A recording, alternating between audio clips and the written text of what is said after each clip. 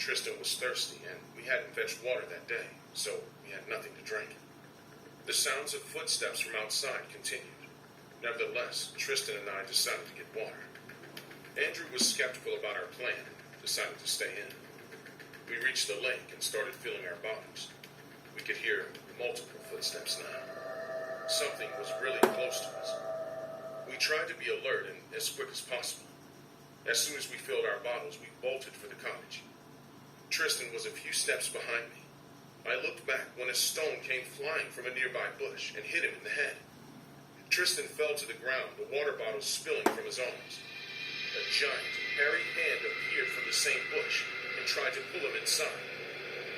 I was shocked, but quickly dropped my bottles and got a hold of Tristan. A log suddenly hit the big hairy hand. Andrew stood right beside me with the log in hand. "Take Tristan inside. I will get the bottles." I somehow managed to drag Tristan's large, unconscious frame into the cottage. Andrew entered right after, locking the door and barricading it with the tea table. Not a minute later, a large branch was thrown on the roof of our cottage. A human couldn't do so. Plus, the hand I saw was definitely not a human one. It was followed by some rocks being thrown at our cottage from all directions. The noise was so loud, but still, we could hear multiple footsteps approaching. Looked like there were several of those hairy creatures. We knew we were under attack. The stones and the logs kept on banging on the walls of the cottage. Andrew and I were terrified and worried about what would happen if the cottage broke. Suddenly, a hole was punched in the wall beside the door, and a giant hairy hand came in trying to grab one of us. I and Andrew picked up our trekking poles and tried to beat and stab the hand. It quickly retreated. When we looked through the hole, a giant yellow eye was staring back at us. Using the sharp side of the same pole, I stabbed the eye and blood spilled everywhere. A horrified scream could be heard, and many footsteps started running everywhere. A few minutes later, there was a pin-drop silence outside. The creatures had returned to the forest. We were safe. However, we did not step outside until sunrise. We made sure Tristan was okay and stayed up all night in case the hairy beasts decided to show up again. We left the cottage and the country that day, returning home terrified and with lots of questions. After some research, I think they were Bigfoot or large mountain men. What do you think the creatures were? Keep watching to know about the next strange experience we had. In the fall of last year, I and my two friends Andrew and Tristan were back again hiking on a snowy mountain in Canada. By now, I guess it's rather clear that our trio loves the outdoors, especially the mountains. We'd rented a small cabin, and we planned to hike a few miles upwards, set up our tents for the night, get up in the morning, reach the peak of the mountain, and then get back to our rented cabin. But I must tell you, this was not just any cabin built in the woods. It was an old park ranger's cabin, which was now being rented to hikers. The park ranger's cabin was built a few miles up the trail we were going to take. The day we reached the cabin, it was sunny. However, there was some snow from the previous snowfall. We were pretty tired, so we just cooked our food and got our gear ready for the hike the next day, and slept. At around 5 a.m., I was woken up by Tristan. "Hey man, wake up. Look out. We're snowed in." I woke up, and to my disappointment, we were snowed in. "This is horrible. We were supposed to start our hike today." And yeah, man, it sucks. But on the flip side, we can all just relax and talk. We have the supplies to last us for a couple of days anyways. Let's wait till the snowstorm stops. For the next 2 days, I and my friends were confined to the cabin, only going out to relieve ourselves and to collect water. On the evening of the second day, while Andrew was asleep, I and Tristan were playing cards when suddenly, someone knocked on our door. It didn't seem like an animal had just bumped into the door, as it sounded like a proper knock.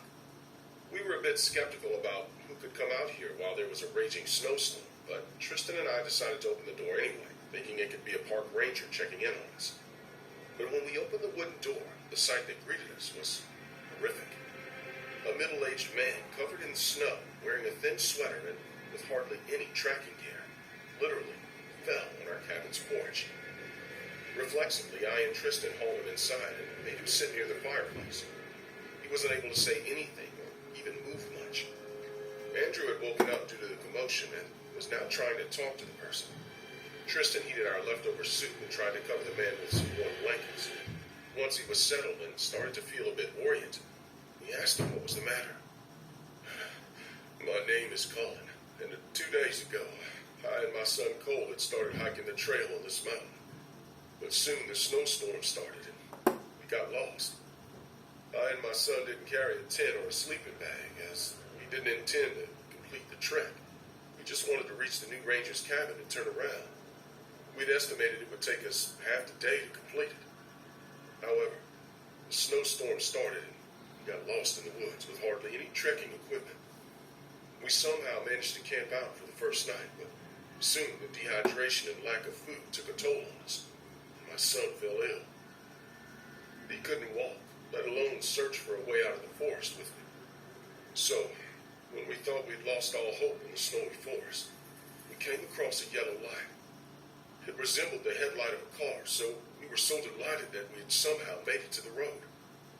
I left Cole seated under a tree and ran towards the light as fast as I could. But as I went further, I couldn't spot the light anymore. We weren't on a road. Rather, we were still very much stuck in the forest. That's when I spotted the smoke from your chimney and came here. My son is still sitting by the tree. We need to go get him. Immediately, all 4 of us were out of the cabin with our equipment. Tristan ran towards the new park ranger's cabin to get more help, while Andrew and I followed Colin to the spot where he left his son. We reached the tree about 20 minutes later, and all we could find was Cole's backpack. Colin was visibly shaken after not finding his son. He started yelling and calling out to him, but to no avail. Andrew and I started scouting the nearby area to see if Cole had walked somewhere, but due to the snowfall, we couldn't find any footprints, and it was tough for us to search the area alone. Soon, Tristan arrived with 5 park rangers who had already reported Cole missing and asked for backup.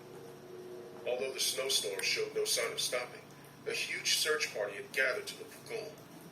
We all knew how crucial time was, as Colin had already claimed that Cole was in critical condition due to the weather. Some of the park rangers brought bloodhounds, and that's when the story took an unexpected turn. 100 meters away from the tree against which Cole sat was a cliff that went straight down. We could spot something down there, but due to the excessive snow, it wasn't clear. The bloodhounds kept on barking from the top, looking at the thing below the cliff. So, to investigate, a couple of park rangers went down, and everyone's shocked. The little thing was Cole's lifeless body, lying face down in the snow. However, Cole's body didn't have any injuries, which may have led to death if he had fallen off the cliff, as was initially speculated. Cole had become so weak that he could barely move a few feet, so he couldn't have walked 100 meters towards the cliff. After the autopsy, the cause of death was being exposed to the elements for too long without any protection. However, some things about Cole's death didn't add up. Firstly, if he was so weak, how did he walk up to the cliff? Second, assuming he had fallen, why weren't there any injuries? To be honest, we've heard a lot of theories about Cole's death. Some say that the light was just to distract Colin away from Cole, that a killer could kill Cole. Some say that it must be a suicide, as he was already feeling miserable. Some say it was an animal attack, but his body had no injuries. Some go as far as accusing Colin of making up a fake story about lights and killing his son himself. But after seeing all the evidence, it's still not clear who or what killed Colin. His death was forever an unsolved mystery. So, let me know in the comment section what you think about the story of Cole's death. Was it a suicide? Or was it murder? Last summer, me, Andrew, and Tristan were off to Cape Town. We wanted to enjoy the beaches in South Africa, sunbathe, and spend some time together away from our professional life.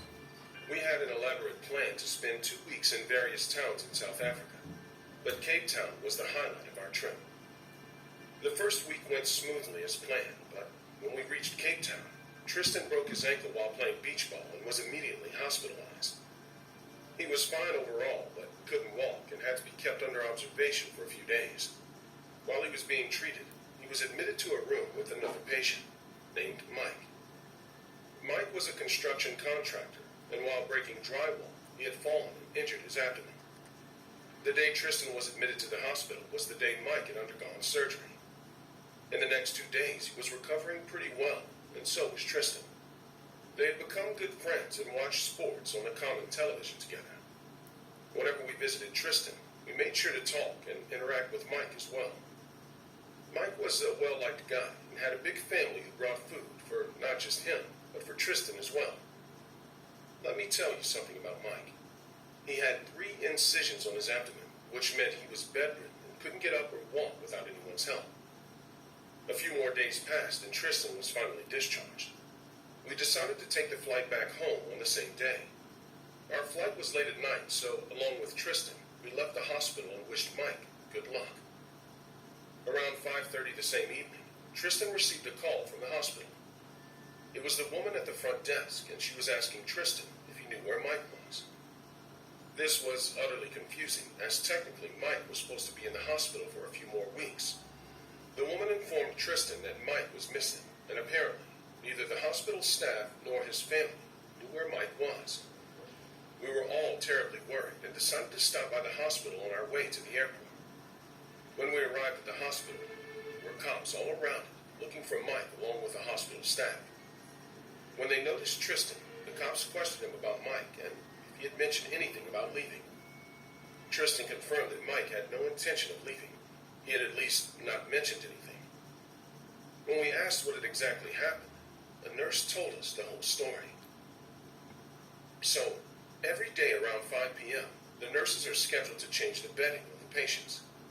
The nurse called Carol was in charge of the ward in which Tristan and Mike were admitted. We knew her as she had come around every day around 5. When she came to Mike's room that day, he was alone and watching TV. She wished him good evening and told him she would return with the fresh sheets in a moment. She left through the only door leading in or out of the room. The closet in which the new sheets was stored was just down the hall. It wouldn't take her more than a minute to fetch the new sheets. When Carol returned to the room, Mike was nowhere to be seen. She assumed he must be using the restroom, so she changed the sheets and decided to leave. But Mike had still not returned from the restroom, so Carol knocked on the door and asked him if he was okay, to which she received no reply. So she announced that she was coming in and stepped into the restroom, which was not locked, and Mike wasn't inside. She became worried and asked the other nurses and staff members where Mike was, but no one knew anything about Mike. It was like he had dissipated into thin air. Soon the whole hospital staff knew about his disappearance, and his family was informed too, since the cops and staff were looking for him. Unfortunately, we couldn't offer any help, so we returned home. However, Mike's story made it to the international news. Even when we were back home, we kept an eye on every update of the story, but Mike was never found. A month later, the hospital had its annual roof inspection scheduled. The roofing team always looked into the attic and the crawl spaces for any rodents or water damage. A roofer named Sam was working in the B wing of the hospital. When he got into the crawl space and flashed his head torch, he saw something huge about 50 meters away. In the beginning, Sam couldn't figure out what it was, so he went near, and what he saw shook him for a lifetime. Sitting in the crawl space, hunched over, was a dead body of a middle-aged man, and mice were eating his abdomen with his intestine hanging out of his body. Sam immediately alerted the authorities, and the body was removed from the crawl space by professionals. The man was none other than Mike, and the surgical cuts on his abdomen were not even healed. A big investigation was done as to how Mike got into the crawl space in his condition. The man couldn't walk without someone's help, let alone get into a crawl space. Not to mention, he had to get a stair, climb on it, remove the metal cover that covered the crawl space, and then get into it. The whole ordeal seemed impossible for an injured man to do without getting noticed by any staff member or patients. No one knows how Mike did it or why he did it. Some speculate that he may have decided to crawl into the crawl space, while some believe that he was murdered and put into the crawl space. But none of those two explanations make much sense, given his health condition and the fact that he was well loved by all. But there was a detective who consulted a scientist on this case, and he says that Mike's case is the best example of spontaneous teleportation. Meaning a person is at some place at any given moment, and the next, he is elsewhere. Probably on a place he cannot get in such a small period. What do you think must have happened to Mike? Começou a maior distribuição de cupons de descontos do Brasil. É aniversário Casas Bahia! I'll be honest, I never believed in the paranormal. I always believed that paranormal videos were made by people pulling strings behind the camera, Photoshop or video editing. I always said I would believe in the paranormal if I saw something that convinced me. I never thought I would regret anything so much in my life. It all started when my daughter moved into my apartment. I had recently moved out as I had separated from my wife and she had taken the house. She was on vacation, so I was going to take care of Amy for 2 weeks. Amy and I had always been very close, and we were both looking forward to spending this time together. It was going to be a great 2 weeks with just the two of us together. I never imagined there would be 3 of us. The first 2 days, nothing out of the ordinary had happened. But on the 3rd day, Amy was behaving strangely. She was playing and talking to someone in her room. When I went over to ask her who she was talking to, she told me she was playing with Vincent. I never imagined her as the type of girl who would have an imaginary friend, but it's not something that bothered me. I let her keep playing. What's the worst that could happen? As the days went by, Amy became more and more distant from me. She didn't treat me badly or seem angry, but she was very distracted by her imaginary friend. She spent all day talking to Vincent, so much that I was starting to worry, and that worry would grow even more when it was time to eat. Amy asked me to put 3 plates on the table instead of 2, and I hesitantly agreed. She also asked me to cook something else, since Vincent didn't like macaroni and cheese, and that's when I decided to draw the line. I told Amy that Vincent had to eat what I had known. But just so I wouldn't be too cruel to her, I served her imaginary friend a plate of food. I went to get the drink from the fridge, but suddenly, a plate full of macaroni flew next to me, smashing into the wall next to the fridge. When I turned around, furious, I saw that Vincent's plate was gone. I got very angry with Amy, but she told me that she had nothing to do with what happened, that it was Vincent. Angry, she challenged her imaginary friend, which made me even angrier. Despite my anger, I decided not to say anything to her. I would have a talk with her, but since she had been with me so long ago, I preferred to be more permissive. The next day was Friday, and I had promised Amy that I would take her to the video games during the night. I went shopping for just a few minutes. She was taking a nap and could definitely take care of herself for a few minutes. When I came back, I couldn't believe what I saw. The kitchen was destroyed. All the dishes were destroyed. The chairs on the floor and the cutlery scattered everywhere. Furious, I yelled for the first time to Amy. She again told me it wasn't her fault. It was her imaginary friend. I was furious and sent her to bed without going to the games. She, between furious and sad, locked herself in her room to cry. Minutes later, I felt really bad about what I had done. I had never yelled at Amy like that, and I didn't want to start right now. I was thinking about going to her room and forgiving her. I was sure she had learned her lesson. Before going to her, I checked the security cameras in the kitchen. It's not that if I doubted the imaginary friend was true, I just wanted to show the footage to Amy so she would understand not to lie to me. What I didn't know was that she really wasn't lying to me. As I watched the footage, I didn't see Amy. The kitchen was destroying itself. It was as if something invisible was taking out my entire kitchen, destroying it bit by bit with indescribable force. I ran to the kitchen. I needed to see everything again. As I did, I realized that this could not have been Amy's doing. The chairs were broken, and some of the dishes from very high places were on the floor. There's no way Amy could have gotten there, not even by climbing on a chair. As I was going through everything, I found a strange photo on the floor, and I bent down to pick it up. In that photo was a terrifying 6-foot-tall man. Next to him, there was a frightened-looking woman, and in the middle, a little boy. A frightened little boy.